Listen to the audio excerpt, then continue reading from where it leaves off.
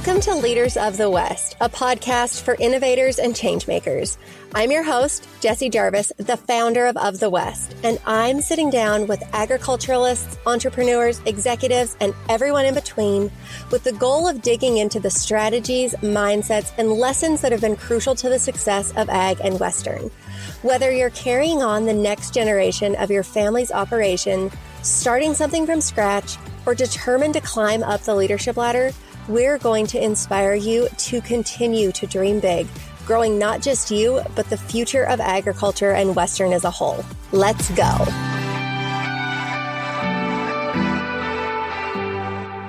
Let's talk about the job hunt real quick. You might be somebody who is in the thick of it right now, or maybe you're someone who's happy where you're at, but you know in the future you're destined for more than the role that you currently have. The first piece of that job hunting journey, where you go from just looking to signing the deal, is your resume. Your resume is the foundation that you're laying. Because let's face it, if your resume sucks, you're probably not going to make it into the interview. And you can't get the job if you don't get the interview. So you want to make sure that your resume is in top condition and the best possible representation of you on paper. And let me tell you, I can't count the number of hours my younger self spent staring at a blank document, wondering what on earth am I going to say on my resume to make me stand out. And chances are you guys have been there too. Resumes are hard. But that's something that Of the West can help with. Our team offers elite career services, and one of those services is resume development or resume refining. With resume development, we create your resume from scratch. We take all of your past experiences and skills and combine those unique details specific to the job that you're applying for to showcase that you are the best candidate. With resume refining, you provide the resume and we tweak it as needed to make sure that it's the best representation of you and your abilities. Either way, you're set up for success from the beginning. That resume is yours to keep forever, although you're probably not going to need it because I bet you get that interview. To learn more about our elite career services, you can visit ofthewest.co/consulting. So happy to have you back for today's episode of Leaders of the West, the very last episode for the year 2024. Holy cow. It has been such a great year, both personally and professionally. And I really am just in awe and disbelief. And I have so much gratitude for all that has taken place. And I am really, really looking forward to what is going to happen in 2025. We've got some awesome things coming, and I'm really looking forward to that. And I am so thankful and grateful for all of you. I know I tell you guys that often, but I hope you know just how much I mean it, especially as I reflect back on this podcast and how many of you have shared episodes and have messaged me, additional questions to things, or have told me how much an episode resonated with you. Like, that really does mean so much to every single one of us who is involved in producing this podcast. And I just hope you know how much I appreciate you. Now, let's get into today's episode. This is something we have never done before, but I'm pretty excited about it. Today, we are bringing back an episode from the past, not because I didn't have time to record one, but because this is the perfect time to re-listen to this episode. So back in August of 2023, I went through the process of how I set my goals. So I start with yearly goals and then I prioritize them into different quarters, or if it's something that needs to become more of a habit and be done weekly to, again, get to the goal at the end of the year. And then we break down every single step that needs to take place over the course of, again, whether that is a quarter, whether that is a couple of quarters, whether that is a whole year, in order to get to that goal that we set for ourselves. So what better time to go through goal setting than at the end of the year or beginning of the year, again, depending on what day you're listening to this. So we are bringing this episode back from August 2023. That is why, as you listen to the show, you are going to hear mentions of August, September, October, whatever quarter it was at the time that it was recorded. So keep in mind, this is not August, this is December or January, again, depending on when you're listening to this. But this is a great episode for those of you who are just ready to take it up a notch next year or ready to change how you plan things. The other thing that I will say about this is if you are somebody who is more of a visual learner versus somebody who is great at learning via listening, then you might be interested in Be a Maker School because I was part of the group of instructors who put together the Business of Making course. And one of those courses I specifically did on the same goal setting process, and we videoed it. So if you are a visual learner, check that out. Be a Maker School opens for enrollment on January 1st and it will close January 14th. So the first 2 weeks of every quarter, you can join Be a Maker School. You can't join it at any other time. So if you were interested in seeing the visual elements of this, I highly encourage you go look up the Business of Making via Be a Maker School. Okay, here we go. Let's go set some awesome goals for 2024 and feel confident in all the steps we are going to take to achieve them. Let's go. We are back for another episode of Leaders of the West. So today's episode is a solo episode, and I am going to dig into goal setting today. So I know a few of you are probably thinking to yourselves, Jessie, it is August 1st. Why in the heck are we talking about goals on today of all days? But for those of you who follow me on Instagram, you will know that about a month ago, I shared in stories how I was developing the goals for both of the West and myself for quarter 3. And I shared a few photos in stories of how I do that and the matrix that I use. It is on my wall. It's probably 3 feet by 4 feet in size. It has a lot of colorful Post-it notes all over it. Anytime that somebody comes into our house and they come into my office, it is always the thing that they say, hey, what is this? And you guys asked that question too. A lot of you had DM'd me and said, hey, will you explain exactly how you do this or what this is? I am really wanting to rework how I set my goals, and I would love to know more. And so to all of you, I said that I was going to lay all of this out in a future podcast episode. Well, this is the episode. So if you are somebody who is wanting to know how I set the goals for Of the West and how you can set your goals, both personally and professionally, today is the day. Before I get into how I do it, I want to walk back into setting goals in general, because I can tell you that I am not somebody who is perfect in this. In fact, I am the quite opposite. Up until a couple of years ago when I started using this method, I was setting my goals all wrong. So for 30 plus years of my life, not that I was necessarily setting any goals prior to the age of 5, right? But I was doing it all wrong. And this may resonate with a lot of you too, right? I would sit down on the 1st of January and I would get a piece of paper and I'd sit down in my office or at the kitchen table and I would write down all of the things that I wanted to achieve that year or things that I thought I wanted to achieve, right? Because so often I think we think that we need to have goals around specific things in life. And actually, we're not tied to those things whatsoever. So it's really important to only have goals set that you are excited or very purposeful in achieving. So I'd write down all of these goals on my piece of paper. I would walk it back into my office. I would put the piece of paper in my filing cabinet. I would leave it there. At the end of the year, on December 31st, I would pull out that piece of paper to see, I wonder how many goals I got checked off my list. You guys, how many goals do you think that I got checked off of that list?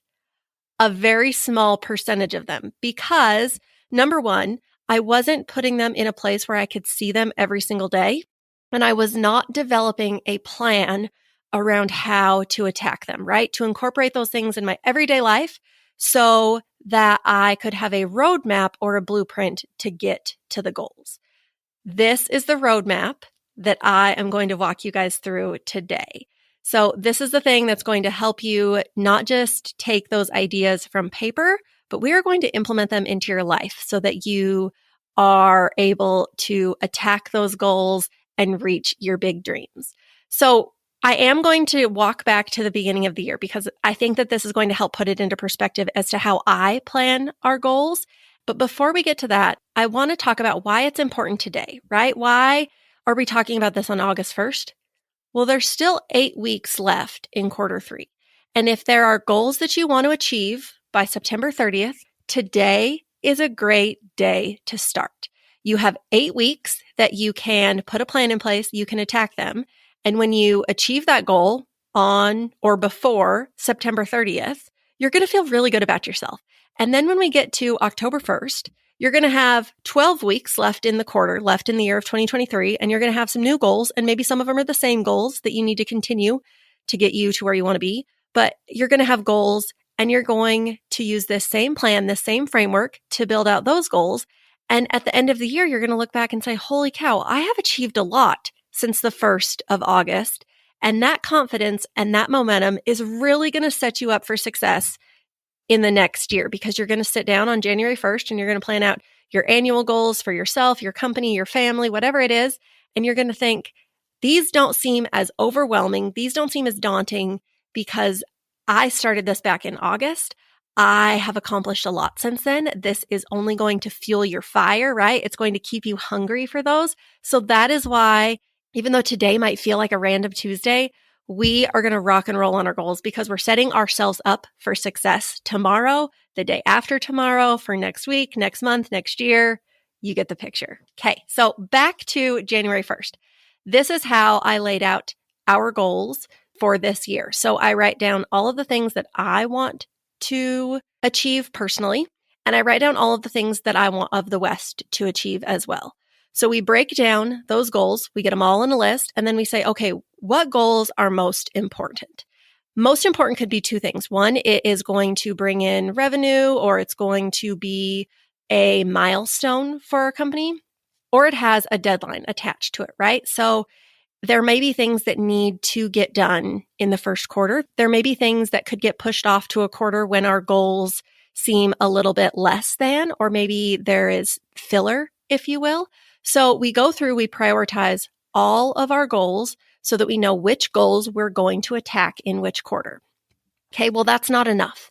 So then what we do is we focus on that quarter. So in the beginning of the year, obviously it's quarter one, and we list out all of the goals that we're going to accomplish in quarter one, and we make a plan over the course of that 12 weeks as to how we're going to do that. So that's exactly what I was doing a month ago when a few of you saw me doing this on stories. It was the beginning of quarter three. So I had looked at all of the goals we had for the year, the ones that we had dedicated to quarter three. Were there any things that we had thought about doing in quarter two that we didn't get to, or that we need to continue to do because dates change? One thing that's really important to keep in mind when it comes to setting goals is they need to be fluid, right? Things can happen. Don't let those roadblocks delay your progress. If you had something that you wanted to get done in quarter two and something else happened or came out of left field, it's okay to move that to quarter three, because at the end of the day, the goal is to still get it accomplished in this year. You're still getting it accomplished in this year. We had a few of those goals this year. So that is why they are at the top of mind for us. So let's walk back to what you guys can do starting today as to how we plan these goals. So I can't take credit for coming up with this method on my own. I worked with a business coach named Allie Dunn who taught me this method, and it has absolutely changed my life. And I will also say that if you're somebody who is in Idaho, in the Treasure Valley, Southern Idaho, and you're looking for a business coach, I cannot recommend Allie and Deliberate Directions enough. I will make sure to add her information in the show notes below. But here's what's really cool about this method. So if you're somebody who has big goals and they scare you, which hopefully if you have big goals, they do scare you, because that's kind of the point of big goals, right? They're pushing us to do more. So often those goals can leave you thinking, how am I going to do this? And when you think that way, you can get paralyzed in fear to where you do nothing. You take no action. Well, you're not going to get very far if you're not taking action, right? So this method creates the plan that helps you put these goals into perspective, into action, makes them a lot less scary. Now, there are two different types of goals, and I'm going to tell you what those are, and then I'm going to dig in deeper within each of those. So there's one-time goals, and there are habitual goals. One-time goals are going to have some kind of an end date or a deadline that you need to accomplish them by. Habitual goals are going to be goals that you are going to do the exact same thing every single week until they're developed as a habit into your schedule. So those one-time goals, they are something that you want to accomplish, and it has some kind of an end date or a deadline. In this case, for today's example, the deadline that we're going to use is September 30th, because that's the end of the quarter. That's 8 weeks from now. So for example, the launching of this podcast was a one-time goal. Now, the podcast is something that we obviously have to continue to what I call feed and water, right? We're always releasing new episodes. We're always reaching out to new guests. We're always doing interviews, marketing it. So it would actually be a habitual goal because it's something that you're doing consistently every single week. But the launching of the podcast, once we launched the podcast, we never had to launch it again. So this would be, maybe it's a webinar, maybe it's a course that you have, maybe it is a project, anything with a deadline or an end date. It's a one-time goal. So to get started, if you are somebody who has a one-time goal, write down every single thing it is going to take to accomplish the goal. I mean, everything. So again, going back to using this podcast as an example, we had to research platforms. We had to buy recording equipment. I had to develop a mission statement. We developed a purpose. We identified future guests. We wrote out our guest outreach emails. We developed the framework for how and when we would reach out to those guests. All of those things that we needed to do in order to launch, right? So write down every single thing. How I do this is grab a piece of notebook paper, grab a piece of white paper, and I brain dump on to the page. It doesn't have to be perfect. We're going to do that in the next step, but make sure that every single thing, even if it is little and minute, write it down. So the next step, after you've written out all of the tasks, go back through and prioritize that list. So you're probably going to be one of two ways. You might be the person who needs to get a brand new piece of paper and organize them in their priority list, or you might be the person who's able to just put a 1, a 2, a 3 next to each of the tasks in the order that they need to be done. However it is that you need to prioritize them, just make sure that you take them and put them in the order in which they need to be done so that you can accomplish the goal. So now what you have is a detailed and prioritized list of everything you need to do in the order you're going to do it, and that goal is waiting at the end. And I can tell you, when you look at what was a big, scary, daunting goal, you're going to think, wow, that isn't actually that hard after all, right? I have always been annoyed by that saying, how do you eat an elephant one bite at a time? But this is that. You are breaking down this goal into weekly bites. Okay, so I'm going to stop here and I'm going to start talking about habitual goals. And then once we get to the same point in habitual goals, we're going to take that prioritized list and we're going to put it into our matrix, okay? So habitual goals, I talked a little bit about those. These are goals where you're doing the same thing every single week. But by doing it, you're creating a habit. So in this type of goal, you're less focused on prioritizing tasks and you're more focused on prioritizing your time to complete them. So for instance, one of the habitual goals that we have at Of the West is that every week we have to reach out to 5 new employers. Now, that doesn't sound like much, but I will tell you that cold outreach is something I absolutely despise. It makes me very uncomfortable. I was never cut out for sales. So I will consistently move it to the bottom of my list, which means that it never gets done. But we can't grow Of the West if we're not getting our name out to new employers. So even though I don't enjoy it, it's something that has to be done, which is why we've created this habitual goal around it. So to walk back a little bit as to why we reach out to 5 new people every week is because at the beginning of the year, we set a goal that we wanted to reach out to 250 new employers over the course of 2023. So we divided that by 52. The number is not actually 5. It would be less than 5 gets us to 260, but 5 felt like a really manageable number for us to reach out to every week. So that's a really good example of having an annual goal and breaking it up into chunks. Because if we said we want to reach out to 250 people this year, that seems really overwhelming. But when we say we want to reach out to 5 people every week, and at the end of the year, that's going to get us to 260, 10 more than we originally wanted, that makes it really, really easy, right? So one-time goals may seem more fun because once they're done, they're off your plate. Whereas habitual goals seem somewhat never-ending because I reached out to 5 employers last week. I have to reach out to 5 new employers this week. Next week, what am I going to have to do? Reach out to 5 new employers, right? So you see how that can kind of be overwhelming. And if you're somebody like me who likes to check things off the list, it can feel frustrating because with habitual goals, you're not necessarily checking things off the list per se, but you are chipping away to reach your end result. So one thing that I will say with habitual goals, this is part of why creating rewards and incentives is really important, because that is taking place of checking it off your list, right? Once I've reached out to 20 employers, if I'm rewarded with something, that makes me feel like I have accomplished something. So if you are doing habitual goals, make sure that you're adding in rewards and incentives every so often, whether that's at the end of the week, whether it's at the end of the month, at the end of the quarter. There should always be some kind of reward or incentive attached. The other thing to keep in mind with habitual goals is that it's really important to keep them manageable. So 5 new employers, we've talked about why our number is 5, right? But that maybe doesn't sound like much. Somebody might say to themselves, well, if you can do 5 new employers a week, you should actually be able to reach out to 10, right? But we have this whole sequence where we follow up after 10 days, after 30 days, after 60 days, and after 90 days. So every week, that actually ends up being 25 employer emails that we send out over the course of the week.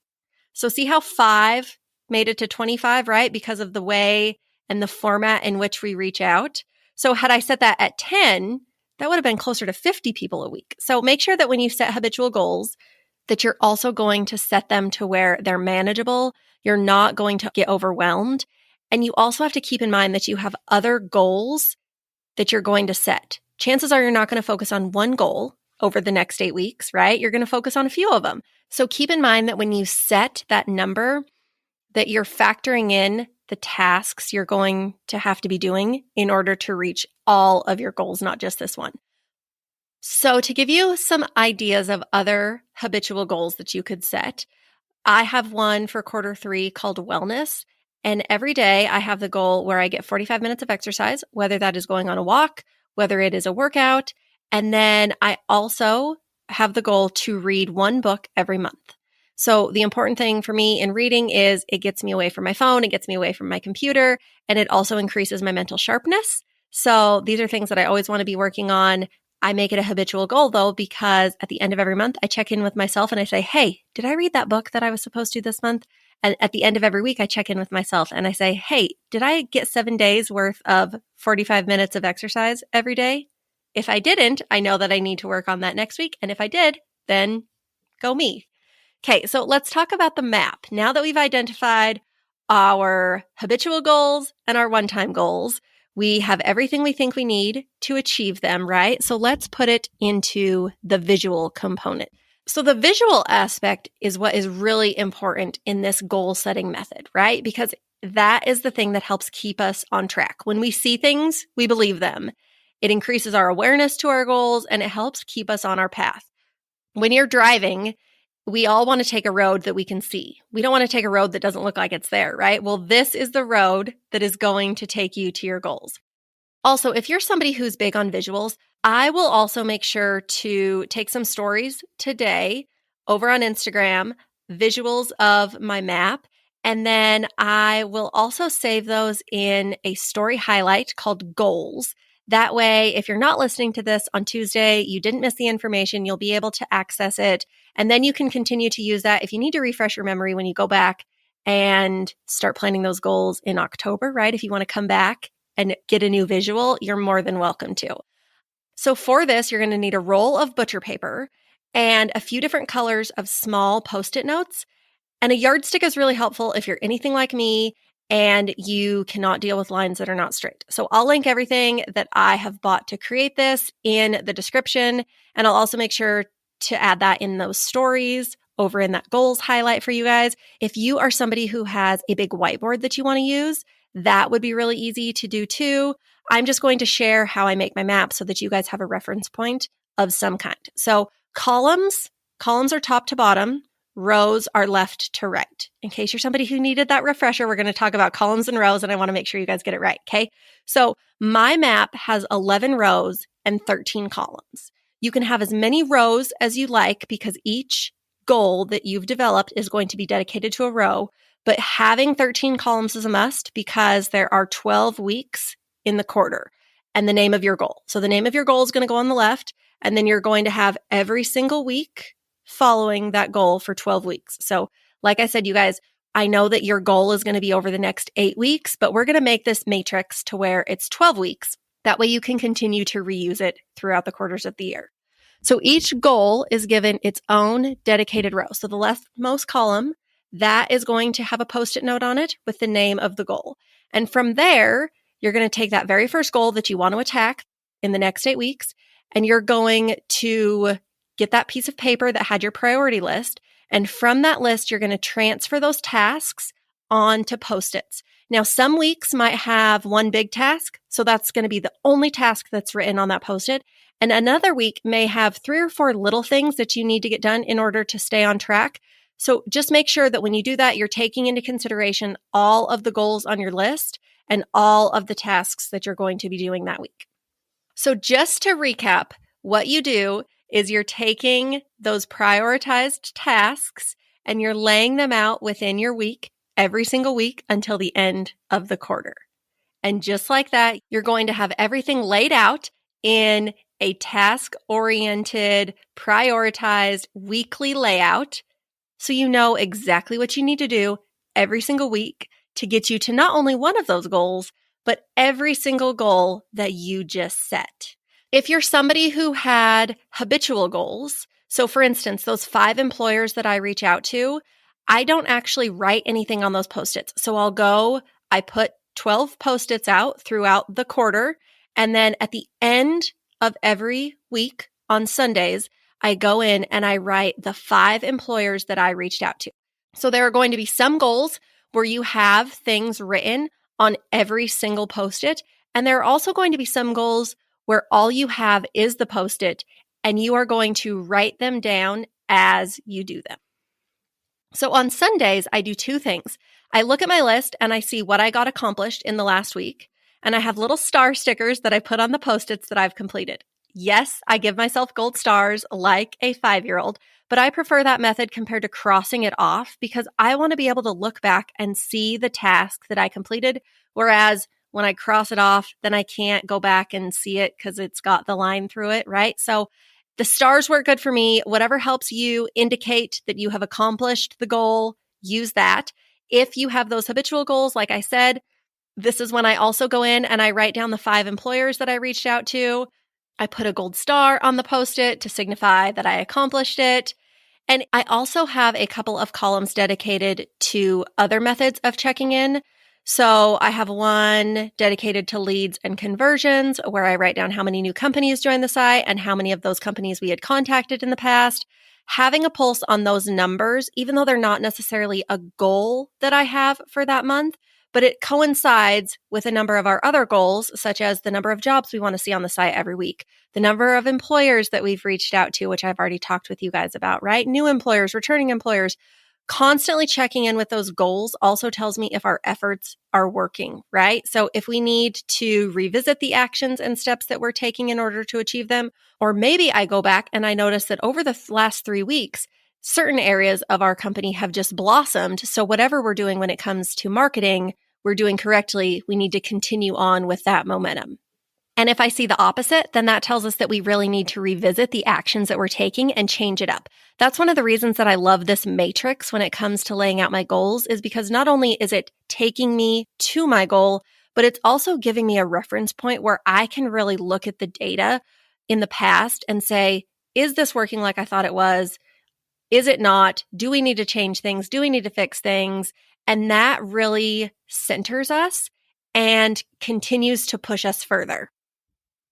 So the next thing that I do on Sundays is I use what I accomplished last week and what I know I need to accomplish the next week to determine my plan for the upcoming week. So I look at my calendar, I see what did I not maybe get done in my goal matrix, because that does happen. And then I put those on my list first, because I know if I needed to get them done last week and they are coming before the other steps that I need to be taking this week, they need to get done first.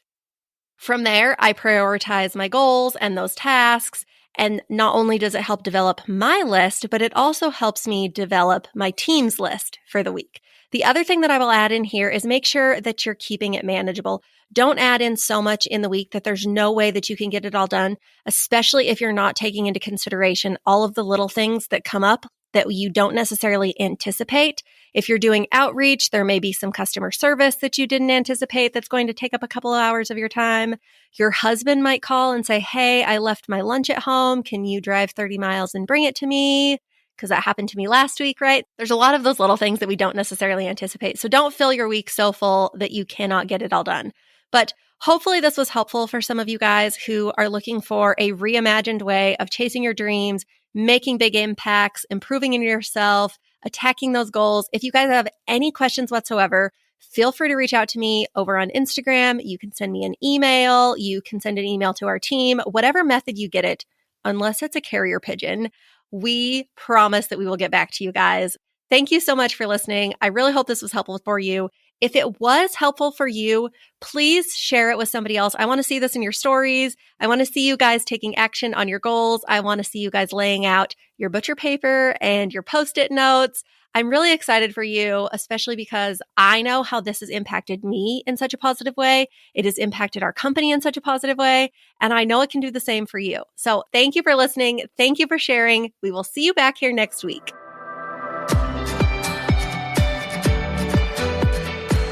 If you loved this episode, do us a favor and share it with someone else who might find just as much value in it as you did.